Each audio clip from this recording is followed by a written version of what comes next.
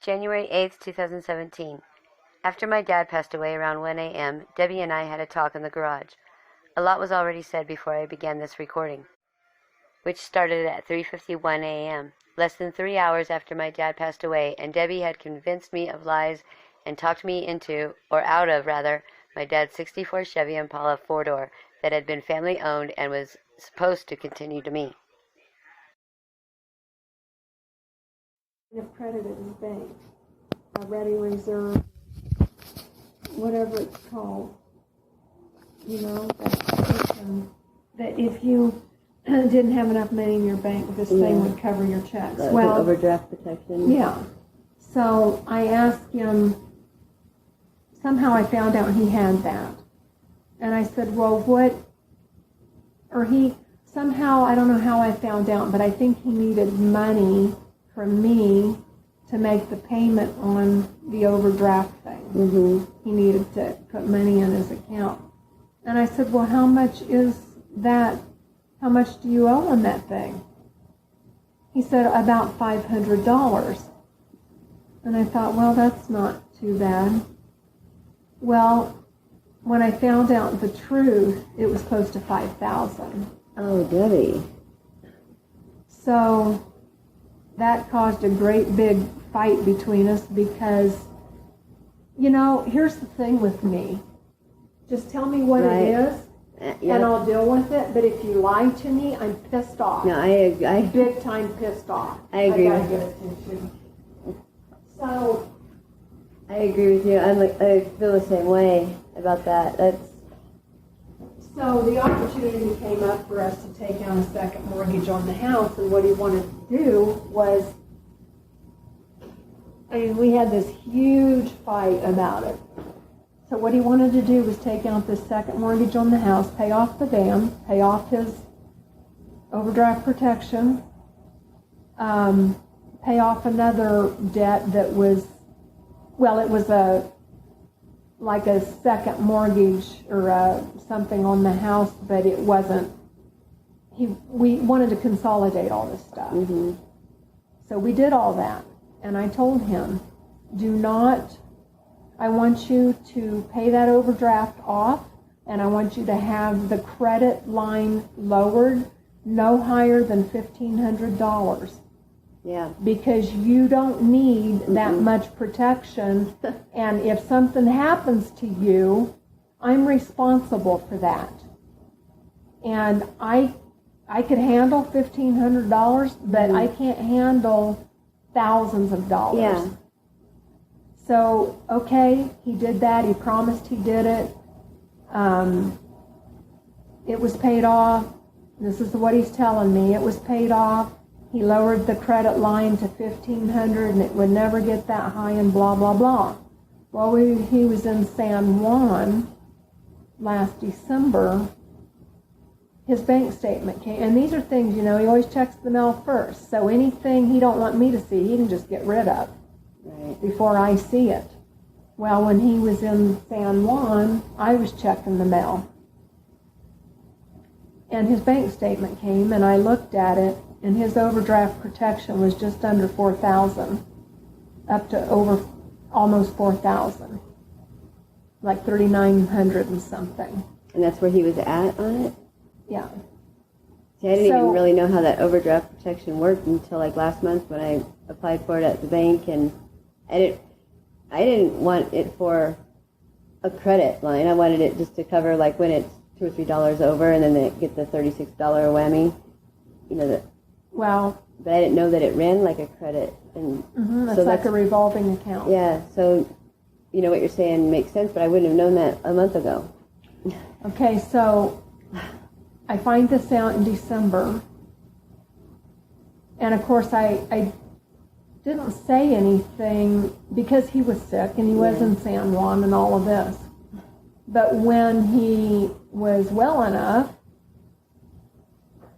I can't remember, I had said something about trying to figure out his checking account. Mm-hmm. And something like that. And he says, well, did you get it figured out? And I said, yeah, I got it figured out. And I brought up that his overdraft protection, and I asked him, where did all this money go? What was this for? And he said, well, just stuff we needed. I'm like, what stuff? It wasn't to me this time. He says, just stuff we needed. I'm like, if we needed like $4,000 worth of stuff, I think I would know about it. You would notice it being here. What could it have gone to? I don't know. Unless it just over a period of years just built up to that. I don't know. Yeah.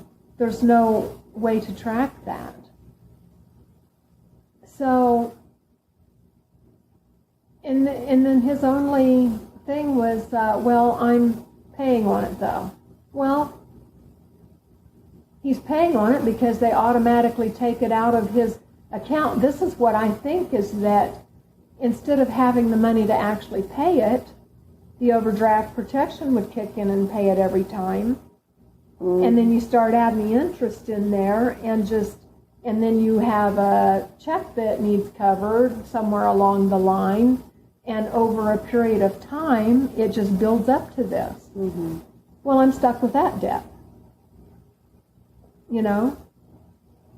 I mean, there's still over $3,000 owed on it because we've only had a year to pay on it, along with all the other shit we've had to pay. Yeah. So, I don't know. There's just debt that, you know, shouldn't be there, but it is. You know what I mean? Mm-hmm. And I don't know why he...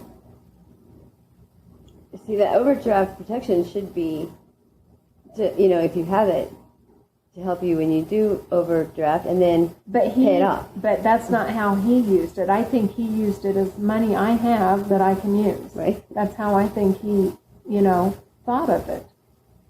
And so now I get to worry about it.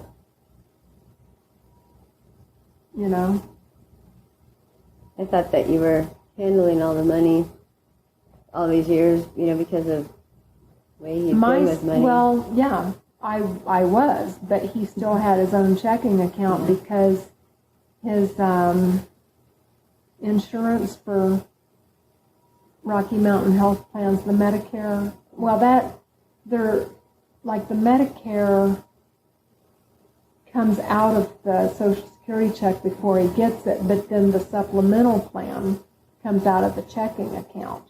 Well, I think all this crap, he had it, it's a business account really for when he was serving papers. And that's how that was supposed to be used for, was for those checks for serving papers were supposed to go into that. Yeah. And then that money, I never saw that. When he started serving papers again after he retired, started doing that business again, I never saw one check from serving papers. He used it supposedly for making his insurance payment and gas and blah, blah, blah, and if he went to Walmart and all of this stuff. And so I don't know how he got so... I didn't have anything to do with that account or that business. He just, remember how I tried to get him to let us get involved in serving the papers and making it a real business and all of that, and how much he fought me on that and would never let it happen? And that's why, when he went to work in Uray and there were times when he needed some papers served and asked me to do it, I did do it a couple times, but my attitude then was like, why should I? You wouldn't let us make a business out of it like we really wanted to and involve us then, But as far as like his paychecks from Uray and that, I handled all that, but I didn't have any idea that this was going on, and I trusted him that he had lowered that limit and was within that limit, if he was even using it at all. Which he shouldn't have been.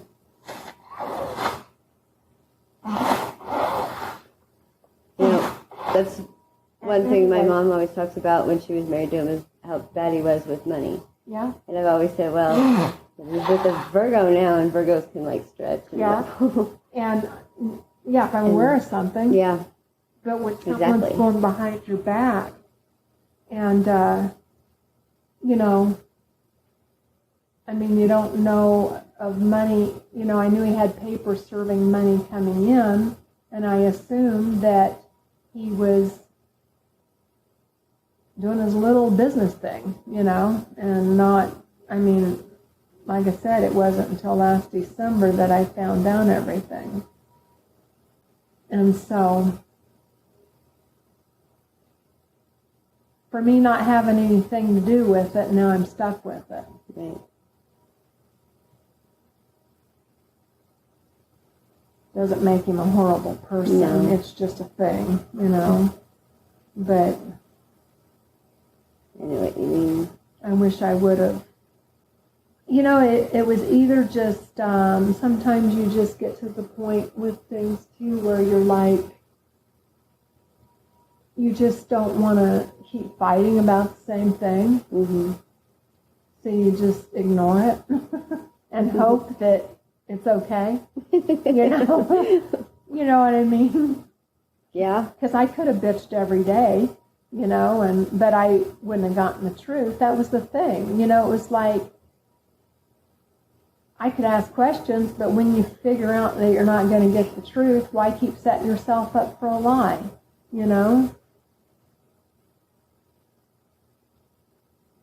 don't know. I just hope I don't find out a bunch of other stuff. Man, I hope not, too. I remember one time when I was trying to talk to him about life insurance. He's like, well, you've got the house. I said, if I sell it... Yeah, where are we supposed to live? If I sell it, then I lose my home. So I guess without him, then you're supposed to just be... live in the air. I don't know. Yeah. And it's not like it's paid for. Right. You got the house. Yeah, but I can pay for it. Yeah. Still. A house payment. I don't know.